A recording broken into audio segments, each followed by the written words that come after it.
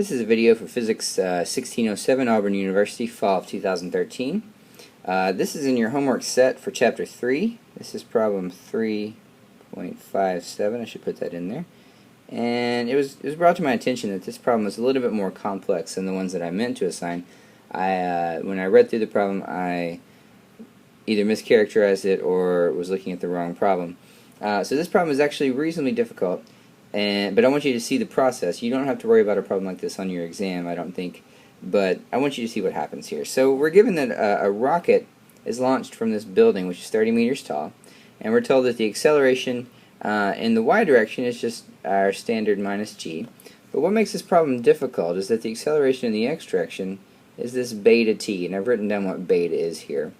But the idea is the acceleration in the x direction is not a constant, so you can't just mindlessly plug things into the kinematic equations here, because remember, those are only valid for constant acceleration. So we're going to have to go back to the drawing board in the x direction.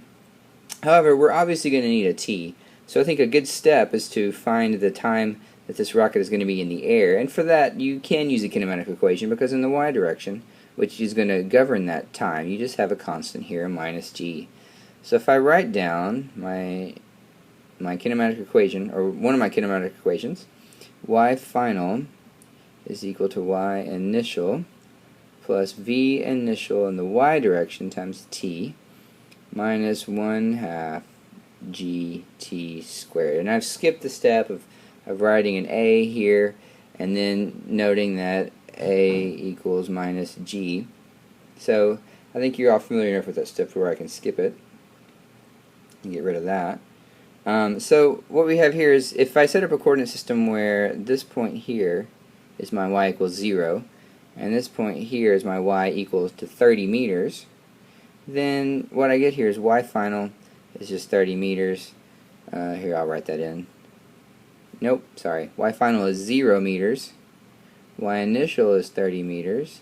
And my v initial in the y direction is 0. We're given a v initial, but it's wholly in the x direction.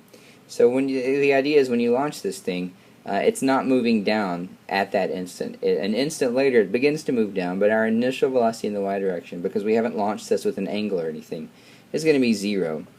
And of course, this term just stays the same. So what I'm left with is, after I do some algebra, which I'll leave for you to do, and I don't want to do that yet, y initial is just equal to 1/2 gt squared, which means that t is equal to 2 times y initial over g, quantity square root. And if you plug that into your calculator, which I actually would do at this point, you come up with t is equal to it's a long number, but it's somewhere around 2.47 seconds. Now, what I would not do here is start plugging in 2.47 everywhere I can get my hands on it. I'm still going to work out the rest of the problem algebraically. And in fact, I'm never going to plug in 2.47. What I'm going to do is I'm going to store this number in my calculator. I'm going to store it as t. And I'm not going to store 2.47, I'm going to store 2.47309683415 in all of its 17 decimal place glory. That way I don't make any rounding errors. I'm going to let the calculator keep track of all the decimal places, and I'm going to plug them all in, and then at the end I'm going to pare that down to some sort of manageable, 2 or 3 decimal places. But I see a lot of mistakes being made just with rounding errors, because you're rounding at intermediate steps. Don't do that. That's why I solve everything symbolically, which I'm requiring you to do, and that's why I let the calculator keep track of all the large numbers. So the question remains what to do about the x direction, and I'm going to go to a clean sheet. This is actually not necessarily intuitive unless you had a lot of calculus and a differential equations class. If you haven't had a differential equations class, I'm going to give you a very quick and dirty example of solving a differential equation. I'll let you actually take the class to get the actual discussion of what's going on, but we do know that v is equal to, we know that the acceleration is equal to the time derivative of the velocity, right? This is something that's in your book. You should be familiar with this. What I'm going to do here is I'm going to do a process called separating the variables, and it looks like I'm cross multiplying, please understand that that is absolutely not what I'm doing. The notation lends itself to that interpretation, but it is absolutely not what I'm doing. I'm separating the variables. And again, if you want a more in-depth discussion of that, you can come by my office. We can look at some DiffEq textbooks, or I would highly recommend you take a differential equations class because they will come in very handy to your problem solving. So after I separate these variables, I get something that looks like this. And to be explicit, remember that a is a function of t.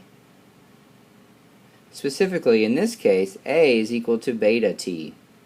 Let me go back to my other page. Remember, the acceleration here, we're looking in the x direction, is just this guy right here, beta t. So I'm going to go ahead and make that substitution. And so what I get is dv is equal to beta t dt. I'm so sorry. Let me erase this. That should not be a v. This should be a t. Okay, so maybe that makes more sense now. When I separate these variables, I get a dt, not a dv. I apologize about that. So now, once I have it in this form here, I can just integrate both sides. And I'm going to integrate these with definite integrals. I'm going to integrate this from v equal to v naught, whatever I'm starting with, to some later time v. And I'm going to integrate that's the integral of dv, equals the integral, and this, notice, this integral is over time, and so this is going to be from some t equals 0, the beginning, to the end, when t just equals t. And this is going to be integral of beta t dt. Well, on the left-hand side, this is the easiest integral you're ever going to do. It's v evaluated from v naught to v. And I guess, don't let these v's confuse you. This v is what you get out of the integral. This v is the definite limit. A lot of times you'll see mathematicians put a prime here. I'm going to avoid that just for brevity of notation, but those are not quite the same v's, just so you understand that. Let me get rid of those. And that's going to be equal to, of course we can do this integral, beta is a constant, t squared over 2, and that also is, the limits on that, t equals 0 to t. Well, clearly at the lower limit here, this guy is just going to become 0. We can't make the assumption that v naught is 0 though. That's something we can't do. V naught is an undetermined initial velocity. So when we actually work this out, write my equation over here, we get v minus v naught is just equal to beta over 2 times t squared. The lower limit of integration here is 0, so this whole term goes away, but I can't make that assumption about v naught. So let me go to another page and rewrite that in a different form. V is equal to beta over 2 t squared plus v naught. Now I'm going to do the same process. I'm going to recall the definition of v that says v is actually dx dt, time derivative of position. And that equals to all this stuff up there. And I'm going to do the same process. I'm going to separate these variables. Dx is equal to beta over 2 t squared plus v naught dt. I've separated the variables, and I'm going to integrate again.